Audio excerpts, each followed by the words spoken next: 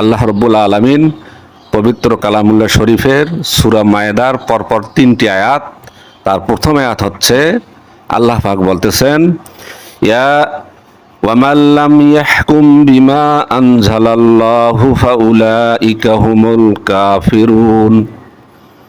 যারা আল্লাহ তাআলার বিধান অনুযায়ী বিচার ফায়সালা করে না তারা সবাই কাফের।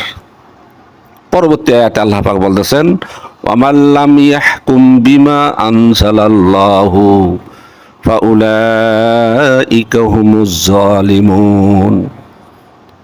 যারা আল্লাহ তাআলার বিধান অর্থাৎ পবিত্র কালামুল্লাহ শরীফ অনুযায়ী বিচার ফায়সালা মীমাংসা করে না তারা সবাই হচ্ছে জালেম।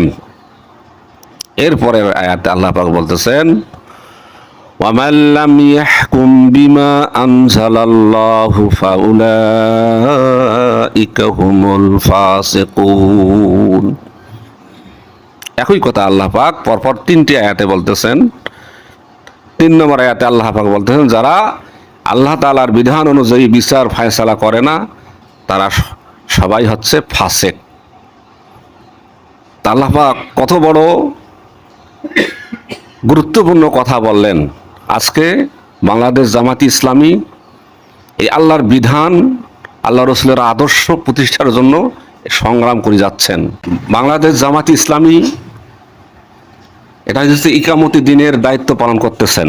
ইকামতি দিন আর খেদমতি দিন ফার ডিস্টেন্স। ইকামতি দিন জীবন বাজি রাখিয়া অনেক নির্যাতনের শিকার হইতে হয় এই ইকামতি দিন যারা দায়িত্ব পালন করেন। তা আল্লাহ পাক আমাদের সবাইকে এই আয়াত অনুযায়ী আমল করার তৌফিক দান করুন। ওমা তৌফিক ইল্লা বিল্লাহ। আসসালামু আলাইকুম ওয়া রাহমাতুল্লাহ।